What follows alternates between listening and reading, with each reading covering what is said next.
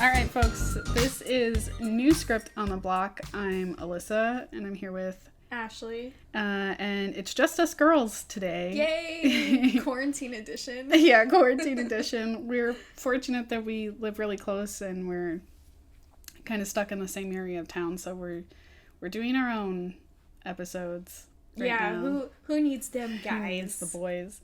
Just kidding, we miss them. Yeah, we do miss them. Make sure to tune into their episodes because they'll be doing the same coming up soon if theirs didn't already come out before ours. I'm not really sure what order these episodes will be out in. This is going to end up being. So we are going to be doing a new Before the Scenes segment. And this week we're doing Little Women.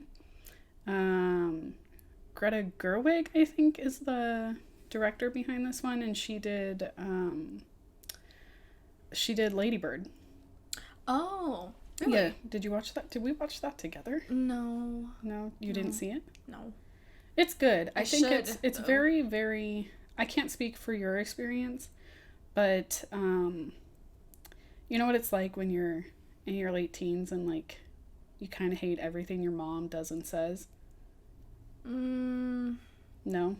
Maybe it's just me. I was a bitch, so I understood the character. Well, it was... I think, like... I don't know. I'm trying to remember my childhood. Yeah. What age was she? I think the character... I think when the story starts, I want to say she's probably, like, 16, 17, and by the end, she's in early college, so 18, 19-ish. So, okay... By the time I was 17, I knew I was going to go to the Art Institute for school. So I knew I was going to be, like, moving away. Mm-hmm. So I wanted to spend as much time with my mom as I could. You were such a good girl. So, and yeah, it was just me and my mom. Like, my mom and dad got divorced when I was 9, going on 10. And so what you're telling me is you guys are Gilmore Girls is what it's that's what I'm hearing. That's what it sounds like to me. I would know the reference if I ever watched Gilmore Girls. You've never watched Gilmore Girls? Oh man. No, I'm sorry. Watch Gilmore Girls. I'll add it to my list. Like two sassy women just having a good time acting young, even though one of them's an adult woman in her like 30s or 40s and the other one is a teenager. Well, I mean, I guess that's... Yeah, okay. Yeah? Yeah. To an extent. Yeah, I know you don't strike me like you're quite as snarky as the characters in that show, but... Oh, no. I didn't become more talkative until after I started working at the Good Egg. Even with your parents? Yeah, I didn't talk a lot. I don't think. Wow. I mean, I guess maybe with my dad, we would... Like, it was because me and my dad didn't get a lot of time together. Yeah, you had to catch him up on all that stuff. But then again, it's like, I don't know. But that's not what you came here for. Exactly. We're here to talk about Little Women.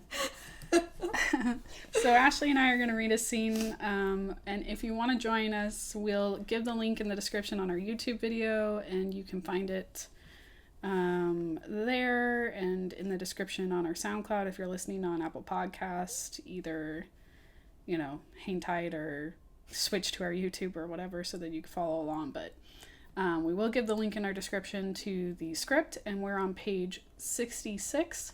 Oh, okay. This part is where the dialogue starts. So we're starting kind of in the middle toward the bottom of page 66 is where the dialogue for this portion of the scene we're doing starts. Mm-hmm. Can you hear that? Yeah, I can totally hear that. What is that? I don't know. Oh, you know what it is? I have an automated kitty litter? Kitty litter. I have a litter maid. Nice. We're at my apartment, folks. So you're going to probably hear my cats. And I know that makes me sound like a crazy cat lady when I say cats, plural. It's just 2. It's just 2. And I do hopefully have a boyfriend who loves me deeply. And he loves my cats. I was going to say, the cats maybe not so much. He loves one of them. He doesn't love the other one. Oh. I know. Okay, sorry. Go ahead. Okay. When I was trying to find this scene, because again, I have Yeah. Okay. I have no context. Yeah. No nothing. So I'm like trying to find it by like just the dialogue alone and like the descriptions, scene descriptions.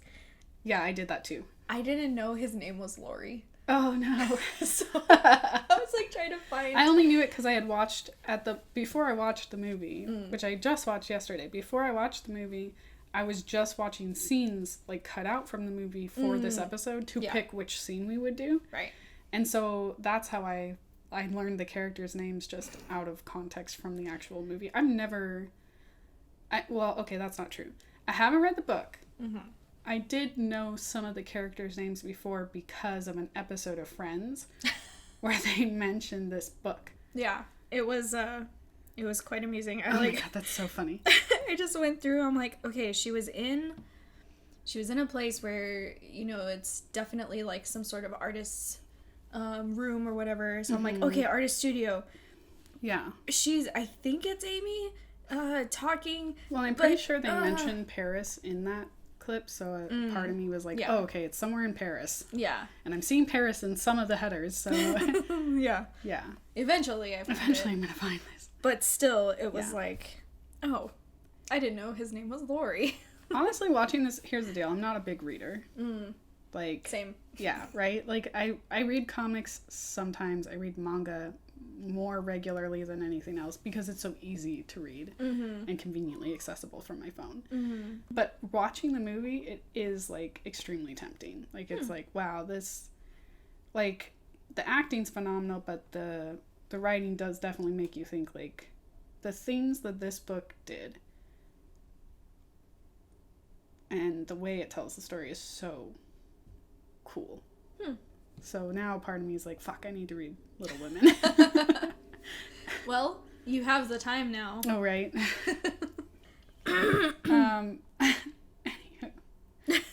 We're going to read the script eventually. See, we don't have the boys here to rein us in is the problem. I know, right? Yeah. Normally Nero is the one who's like, all right, come on. All right, let's get to the script. Yeah, exactly. All right, sorry. Go ahead. From He Sees Her Face. Okay. He sees her face, the ashen worry traced on it. What? Why? I'm a failure. Joe is in New York being a writer, and I am a failure. That's quite a statement to make at 20. Rome took all the vanity out of me, and Paris made me realize I'd never be a genius. I am giving up all my foolish artistic hopes. Why should you? You have so much talent and energy. Talent isn't genius, and no amount of energy can make it so. I want to be great or nothing. I won't be a commonplace dauber, so I don't intend to try anymore.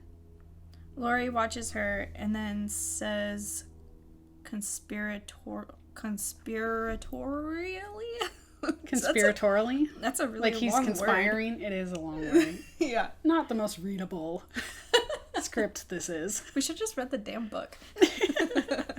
Alright, sorry. What women are allowed into the Club of Geniuses anyway? The Brontes? That's it. I think so. And who also declares genius? Well, men, I suppose. They're cutting down the competition. That's a very complicated argument to make me feel better. Do you, though? Feel better? I do think that male or female, I'm of middling talent. Middling talent?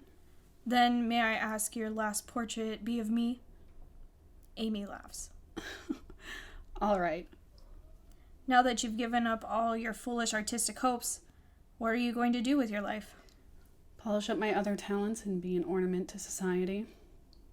Here is where Fred Vaughn comes in, I suppose. Don't make fun. I'm not. I think Oh, wait. So this script does something really cool that we haven't seen before that I really like. Yeah, I noticed that too. Yeah. So when we mentioned in past episodes that when two characters are supposed to speak on top of each other, you'll see both of their lines right next to each other in separate columns.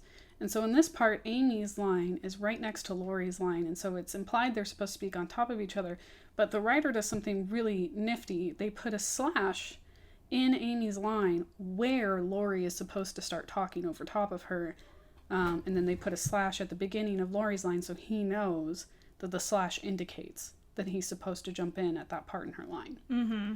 So do we want to take that one more time? Sure. Do you want to take it from Laurie's line before? Yeah. Here is where Fred Vaughn comes in, I suppose. Don't make fun. I'm not. You are not engaged, I hope. No. But you will be if he goes down properly on one knee. Most likely, yes. He's rich. Richer than you even. I understand queens of society can't get on without money, but it does sound odd coming from one of your mother's girls. I've always known that I would marry rich. Why should I be ashamed of that? There is nothing to be ashamed of, as long as you love him. Well, I believe we have some power over who we love. It isn't something that just happens to a person. I think the poets might disagree. Well, I'm not a poet. I'm just a woman. And as a woman, I have no way to make my own money. Not enough to earn a living and support my family. Even if I had my own money, which I don't, it would belong to my husband the minute we were married. If we had children, they would belong to him, not me. They would be his property. So don't sit there and tell me the marriage isn't an economic proposition, because it is. It may not be for you, but it is most certainly for me. The sound of a carriage approaching, and Amy gives a little start. That'll be Fred now. To Laurie. How do I look? Do I look all right? Laurie looks at her. Really looks at her for the first time. You look beautiful. You are beautiful. She suddenly blushes, but smiles and thanks, and then runs off to greet Fred.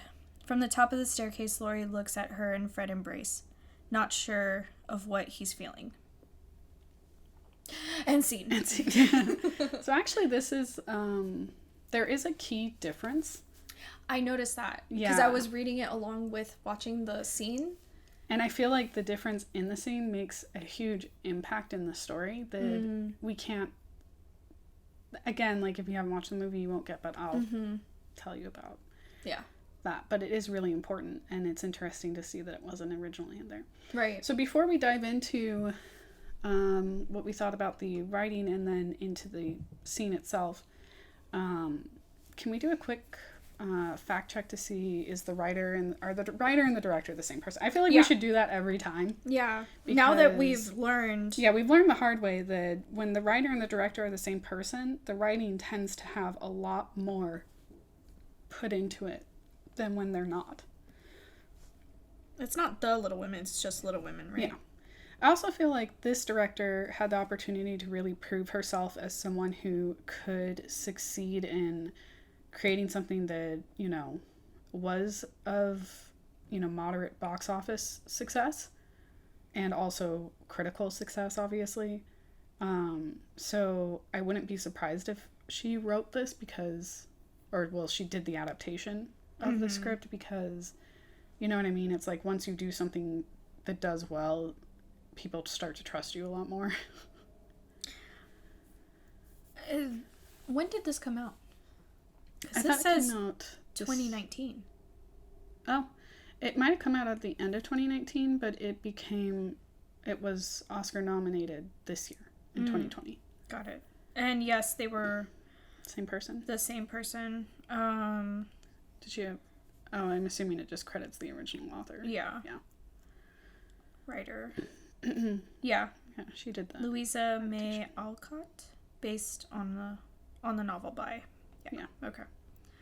So that one note about how Greta approached doing the jumping on top of each other's line, I thought was pretty nifty. Mm-hmm. I mean, this piece is pretty dialogue dependent in this scene, and honestly, like probably throughout the whole. I can't speak for the script, but the film itself, they have a lot of very natural looking and feeling action while they're talking. Mm-hmm.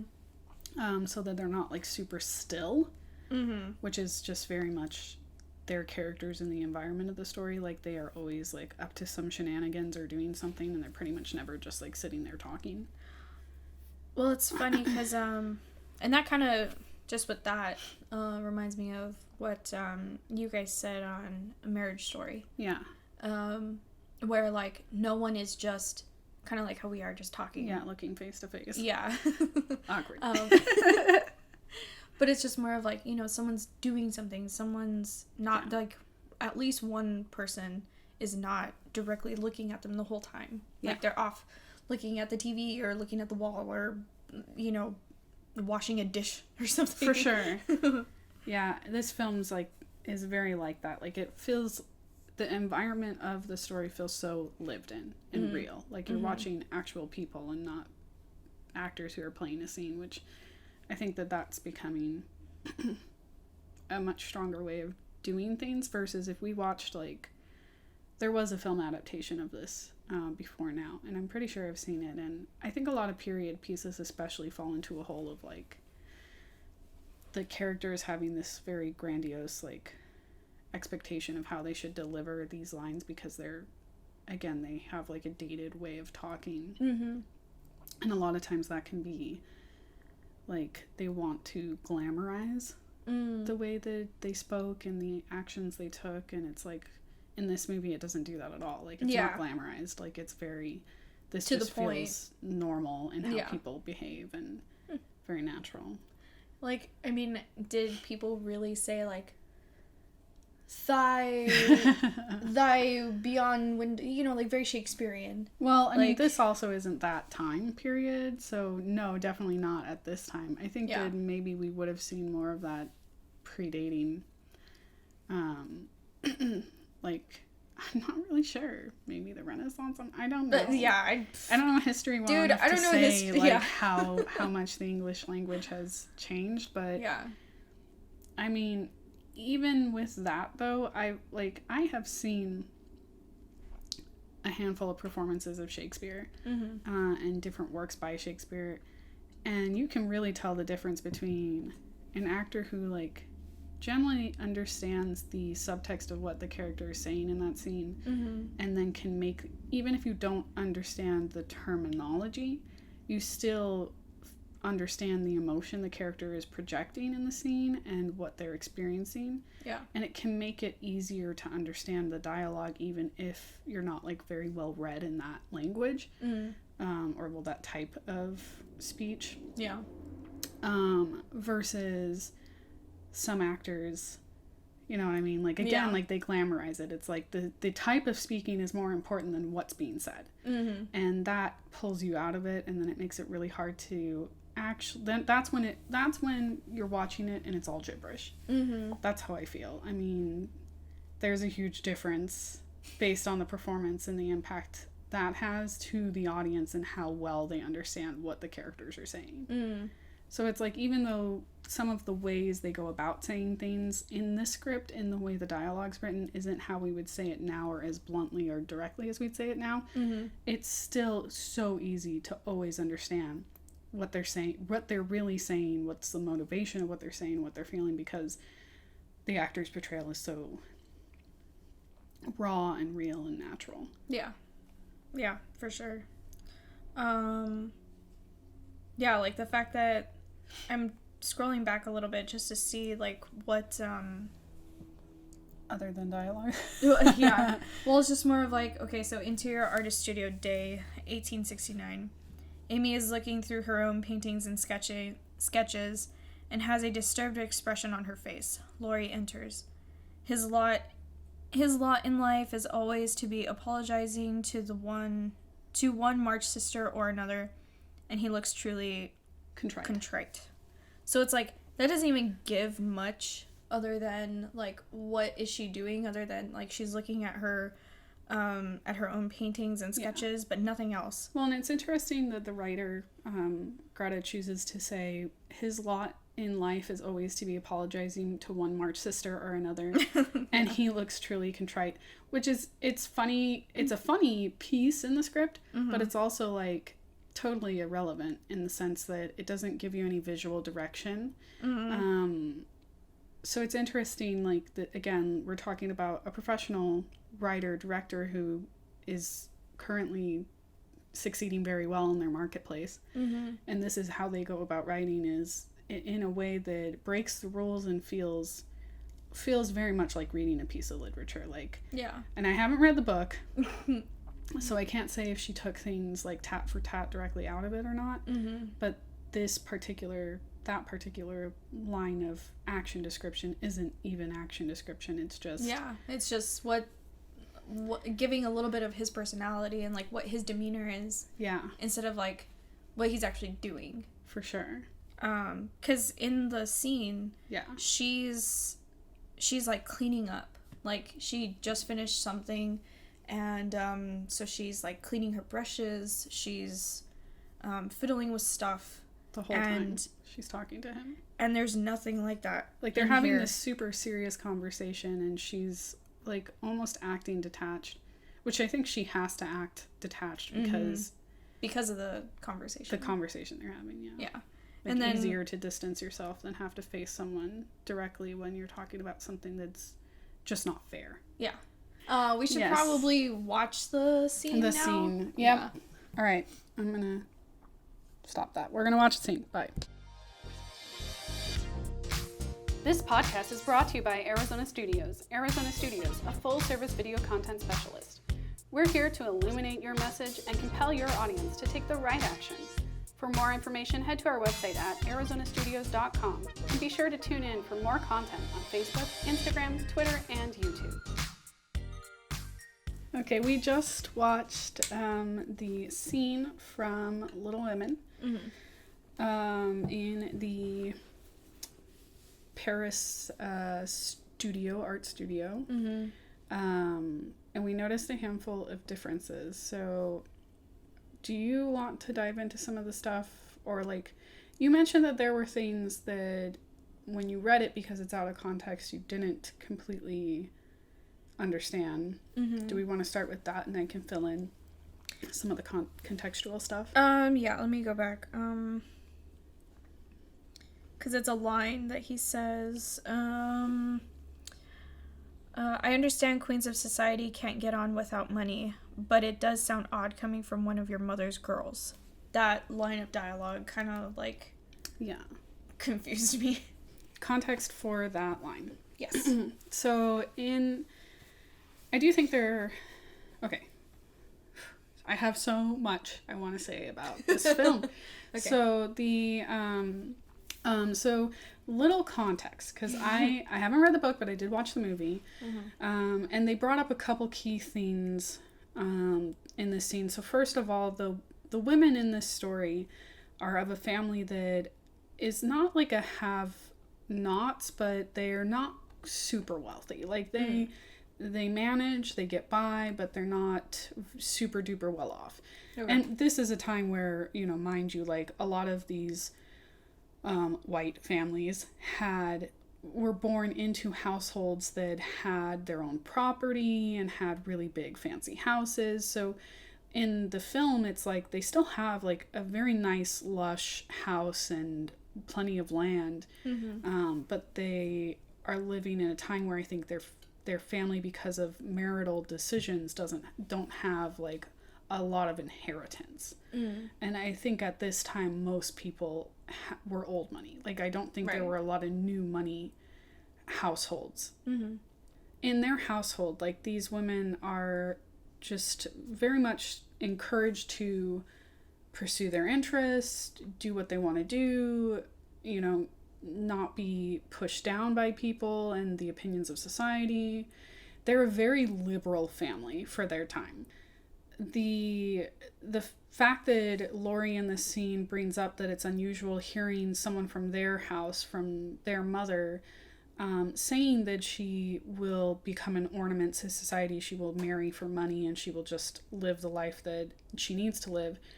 I think that he calls her on it because it's so against everything that their household and their family stands for. But from Amy's perspective, like, we watch Amy mature more than any other character in the movie. Like, she grows so much during the extent of the film. She starts off as this very, like, goofy, funny, like, wants to be the center of attention, is always being overly dramatic, and, like, she's hilarious to watch when she plays a younger version of herself. And then as she gets older, she stops being so jaded and starts, like, taking on responsibilities that no one asked her to take on. So she decides that it's kind of on her to make money, and even though she's a very talented painter and she likes painting and that's what she wants to do, you know, it's like what she says in the scene, like, I'm not a genius, and unfortunately you're all or nothing in this world. Like, if you're not a genius, then you can't, as a woman especially, like, in this time, if you aren't so exceedingly good that people can't ignore it, you're never going to get an opportunity above a male who is just as good as you. Mm-hmm. So likely she will never make money doing what she loves. Yeah. And then her only alternative is to marry someone who has a lot of money so that she can bestow that money upon her family to take care of them. Right.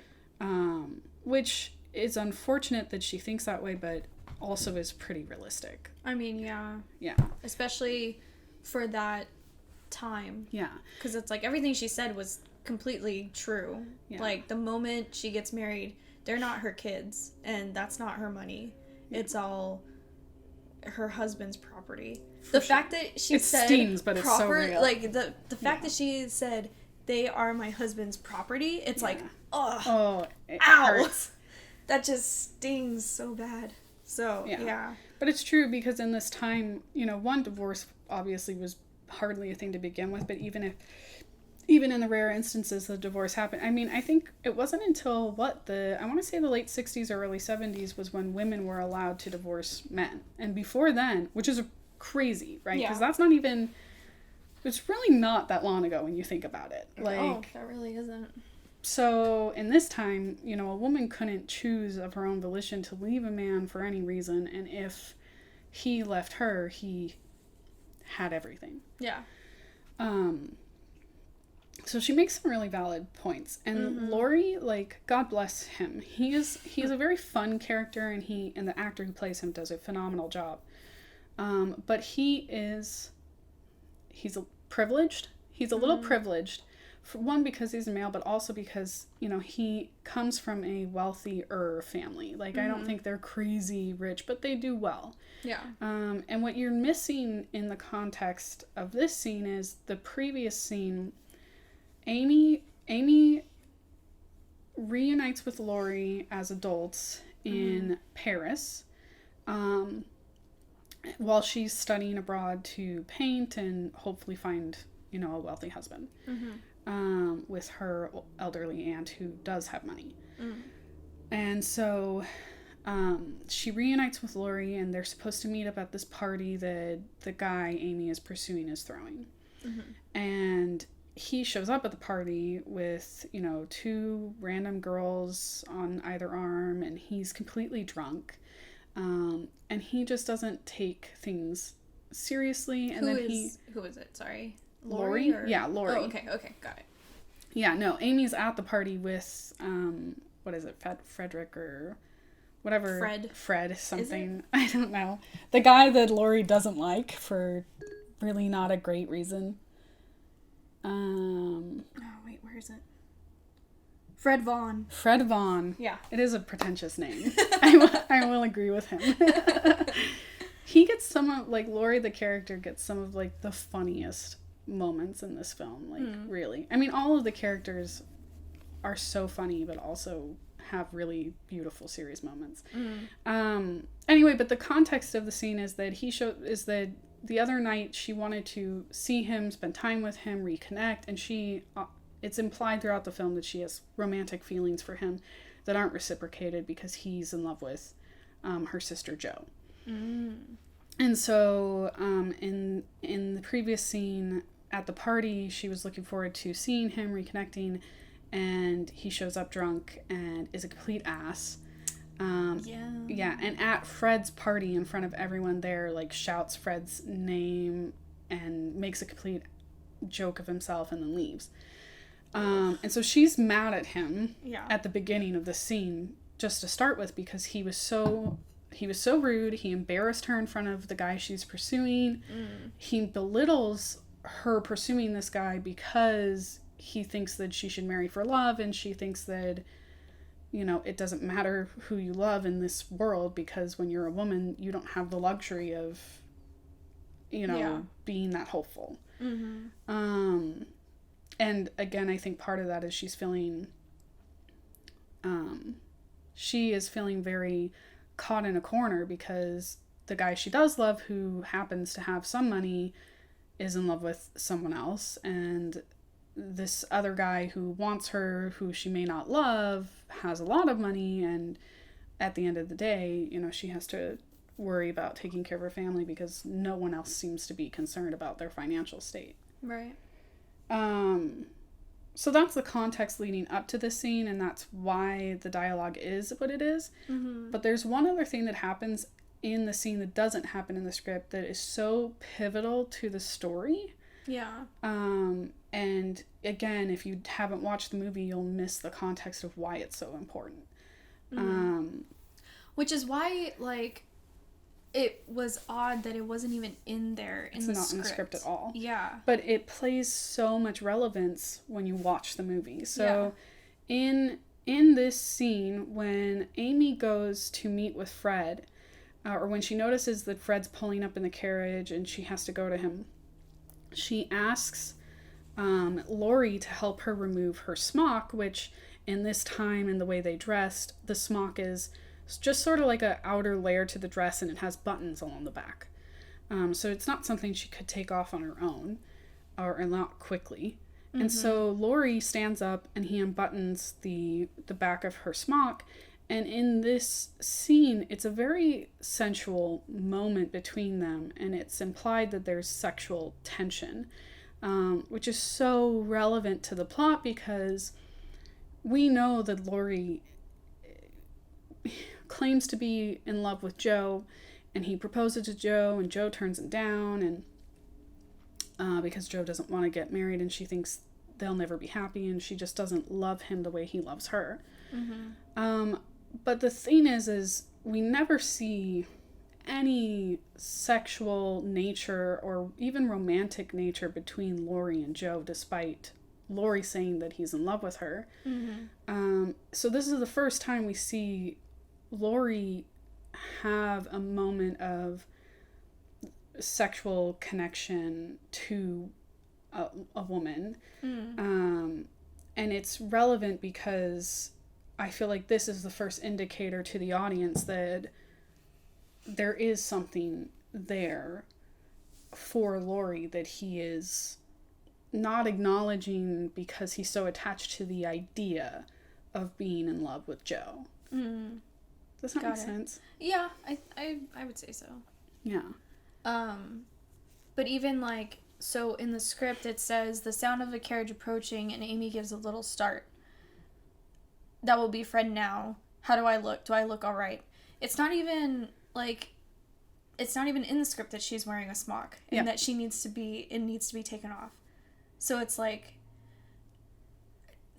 was that just something that maybe the director and the two actors just kind of like decided to just go like work with? Or I haven't read the book, so it's like we're missing that context as well, where there's this third layer to everything that is any of this in there? Is none of it in there? Yeah. Do we completely skip this part? Like, what amount of this is original content and what amount of this is directly from the book? Right. But you're right, in the script there's no mention of the smock, and I don't know if it's in the book or not. If you've read the book, audience, please comment below and tell us if the smock scene is in the book. Yeah.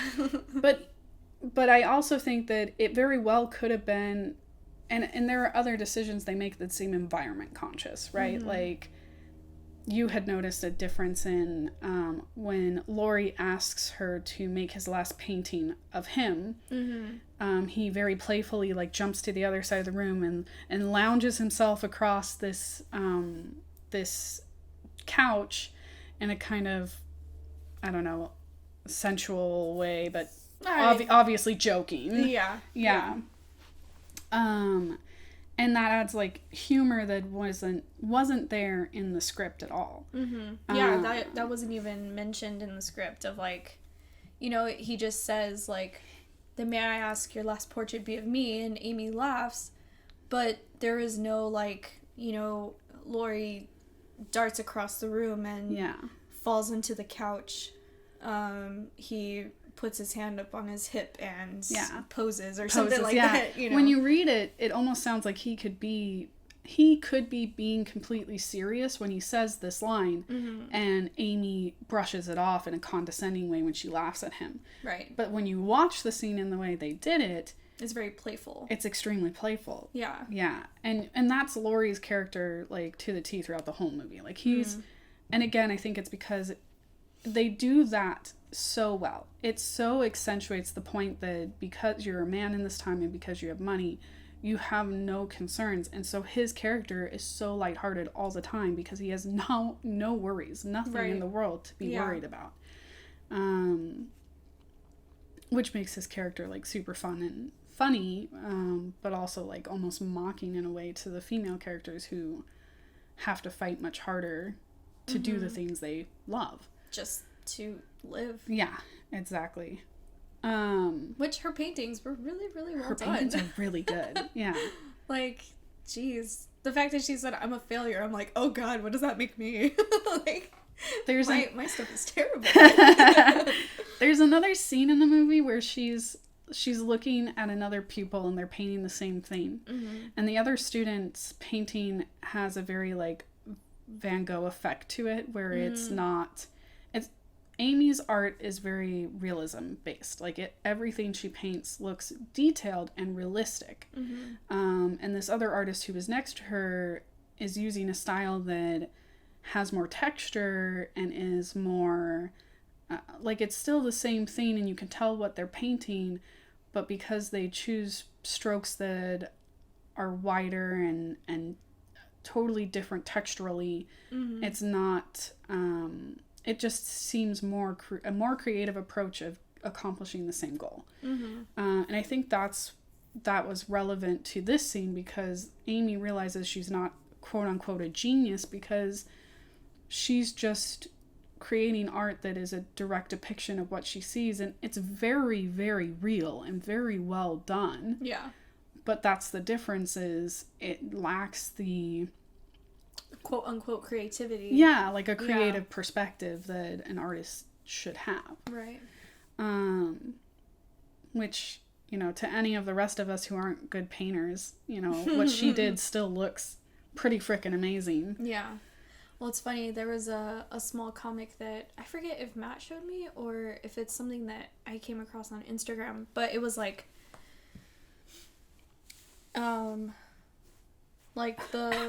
the top part, it said, like, artists looking at other artists' work. Right. And it was a person saying, like, and it was two cakes. Like, one cake was like a 4-tier cake and it was piped perfectly, and then the other one was like just a 1-tier cake and it maybe had some very minimal decoration on it, and the person that made the 1-tier cake was like, oh, mine doesn't look as good as the other one. And it was like artist when looking at other artists' work. And then the second one was everyone else. And then they were like, ooh, 2 cakes.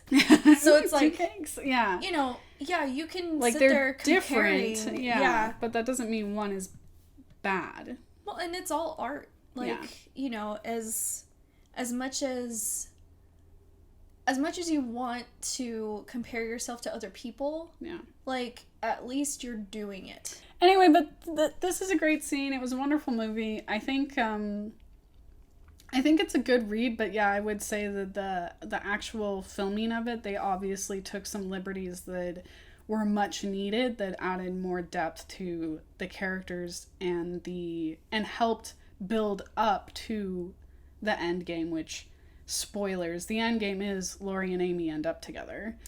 Yeah, right. Oh, yay. Yay. Hey, at least my ship right? sailed. At least it's a good ending. Yeah. You know, like, instead of like, oh, and spoiler, they all die. They all die. Like, yeah, right. Oh, okay. But the point is like, if we don't have this moment with them, if we don't have that connection of sexual tension in the unbuttoning of the smock, the smock, and the way that, you know, he delivers the line at the end, you know, you look beautiful. You are beautiful. You are beautiful. Yeah, if we miss those things, being the way that they are, then it doesn't add up to the same ending as well. Yeah. I feel like it would have kind of, not necessarily, like, come out of the blue, but it would have been a lot more, like, but why? Well, good for them. Instead of, like, okay, this, like, roots the audience into it. Yeah. And, like, I don't know, who knows, like, it could have just been a, like, you know... toss away thing on set. Yeah, maybe. Who knows? If they're like, I know, like, just have him help you take off the smock. Okay, we'll see if that works in post. Like, we might keep it, we might toss it, we don't know. That's just it. It's like, you know, she, you know, when we first see her in the scene, she is wearing it, and it's like, if she's, like you said, supposed to be, like, meeting up with her hopefully soon to be fiance or whatever. Excuse me. Then like, she would have to, like, get undressed and whatever, and it's like, oh shit, that's not in the script. Well, just roll with it. You know, and then we'll you know, if we like it, then we'll get an insert. I also think about it like, for instance, we shot a commercial recently for a client of ours, and we did a take of it, like, we had originally planned it the way it was scripted, and then the actor came in and he had a bunch of suckers with him, and he asked if we wanted to do a take with him with the sucker, which turned into a whole continuity hullabaloo, but that's aside the point. The point is we did a take of it without the sucker, which is what we planned, and then because he had it with him, we were like, okay, let's just do a pass of it with the sucker. And we ended up using the take with the sucker because even though we didn't originally write it that way, him having that little prop and playing with it did kind of add to, in the scene, this character is completely detached from the conversation he's having. He's very arrogant. He doesn't really care what the other person is saying. So he had something to focus his attention on to make it clear, I don't really care what you're talking about. Like, well, and then also we got a different reaction from the person he was talking to. Yeah. So it's like he was able to deliver his lines in a way that made more sense. Right. In the situation, and it's like I like that delivery a lot better. Mm-hmm. And that's, that is what we ended up going with. But that could easily be, and I don't know at what point in the process they decided to add the bit with the smock, but it could have very easily been something like that where it's like, okay, well, we're filming it the way we wrote it, and then they're like, have her put the smock on, and we like it with that, like, let's do a take of that. Hey, why don't we add this one part in? Yeah. So it's funny how fluent things can be when you're on set, as long as, again, they stay in the timeline, hopefully. Don't want to go too far over, because that's extra money. Right. But the point is how fluent things can be, and how those little things that come up later can amplify the storytelling in a way. Oh, yeah. Yeah. Because who knows if that was, you know, in there, like, maybe we're reading maybe not a different draft. Yeah, like, not the most updated version, and maybe at one point or another, Greta decided, I'm going to put that in there. Yeah, that's valid. Yeah, we don't know how updated or recent these drafts are. Also, I like the fact that everything in red is a timestamp. Oh my gosh, that was such a cool feature of the script. Guys, if you decide to read the script, great. If you don't, we're just going to lay it out for you. Something they did that really helped the reader when going through the script is all of the flashback sequences, things that take place in the past, are in red text, and all of the things that take place in the present are in black text. And it's such an easy way for the reader to immediately know what the timeline is, because even though you have headers that say, like, this is the year, this is a flashback, like, the header still says the past, external, beach day, 1862. So we know that it's several years before the scene we just read. We know it takes place in the past, but a lot of times this is just the truth. When you're reading through scripts, especially a lot of them, or if you're reading really fast, you skip the headers. And I know that's messed up, but it happens. Well, it happens, yeah. So making that extra effort of, let's make it red so they don't miss it, helped out a lot. Well, and also I think, you know, sometimes, especially when you're when you're reading a script or just reading anything for a really long time, like just seeing something different or like something to break up the text a little is like, you know, a little refreshing to see. And it's like, oh, yeah, okay, now I'm looking at a new color. That means something. It means something significant. Yeah. Yeah, I like it a lot. I mean, honestly, if nothing else, I recommend downloading a copy of the script and giving it a read just for the pro level, like, formatting tips that are inside of the script. Like, like this is the first, we've read a handful of scripts for this, and this is the first time I've seen one of the scripts we're reading have an introduction from the writer. Mm-hmm. And she really just talks about, you know, how passionate she is about this film and that she's always wanted to do this, and her thoughts on the original writing and the author. And it's, I don't know, like, it definitely sells you immediately that this person, this director, this writer, she's so passionate about the work she does, and it makes her very admirable to the reader. Yeah. And then there's even a quote from Louisa May Alcott. Mm-hmm. Alcott. That's like in the script as well, so it's like it feels like you're reading a book. It is. It's like, so like that. Which for an adaptation to a book is great. Mm-hmm. Yeah, and then in her author's notes, she lets you know what she's going to do with certain things. Right. Slash in the middle of a speaker's dialogue represents where the next actor should begin. It does seem like you can tell that she puts more thought into how the reader is going to see and interpret things, and how can I make it easier for them to read it and immediately understand it. And like there's this strategic way she goes about writing it that is so different than the other pieces we've read.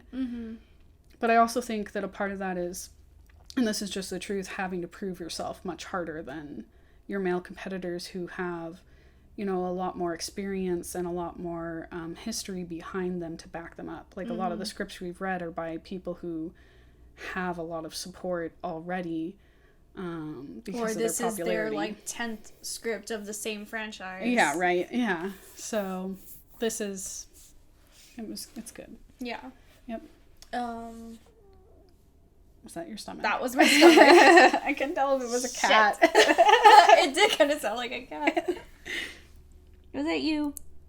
Was that you, mister? That was definitely a cat. Yeah, that was actually a cat, not Ashley's stomach. Because I don't think I would have gotten that same message across if I didn't watch the movie. If I just read the script, I would have interpreted it a lot different, I think. So. Yeah, the direction makes a huge impact, and the acting. I mean, the acting in this film. That's what it was. Yeah. It was, do you think maybe because, like, at what point do you think she knew she was going to direct it? I would honestly, I would pretty much bet that they offered her this on a silver platter. I think that after Lady Bird, and I could be wrong, but I think that after Lady Bird came out and how successful that was, and I can't speak for the rest of her film history, like, I'll say this, like, obviously this director stands out to me, one, because she's a female director, but also because, you know, Lady Bird was just a fantastic film, and it was a very relatable film for the female experience, especially, you know, those of us that were bitches to our mom when we were growing up. I think that it's likely that the people who own the rights to Little Women approached Greta and said, hey, we know this is going to happen. We've been planning it for a while. We need a director for it. We need someone to write the adaptation. Would you, or they may have even approached her, and I think this is typically the case, right? When a director is up and coming and they're doing really well, it opens up opportunities, and I think more often than not, a studio will approach them and say, here are your options. What would you be interested in taking a whack at? Because, you know, you're worth investing our money into. We know that because this is the financial success you provided us with your past work. So they probably gave her options, and she saw this and thought, okay, that's it. And then she went from there. I mean, I could be totally wrong. I'd happily look for interviews from her to find out what the process looked like for that. But I would be willing to bet that when she was writing this, she already knew she'd be the one directing it. Okay. Because it's like, just because of, like, we've noticed that writers who direct their own scripts, or, you know, what they've written, it just tends to be a lot better. Well, it's a lot more eloquent. It's written more like a book. And they also, like, they get to say a lot more because they're not stepping on anyone's toes. Right. Versus if the writer isn't the director, they don't want to tell the actor how to portray the character. They don't want to tell the director what the movement or blocking should be in the scene. Right. They give a lot of creative leniency to the rest of the staff. Yeah. But then if the director is also the one who wrote it, it's like, well, I know I said this, but I'm going to change my word. Yeah. I'm going to do it like this instead. It's okay for you to change it. Yeah. But, yeah. Well, that was Little Women. Yep. Thanks for joining us for another episode of New Script on the Block, Before the Scene. Yep. And you'll hear us next time.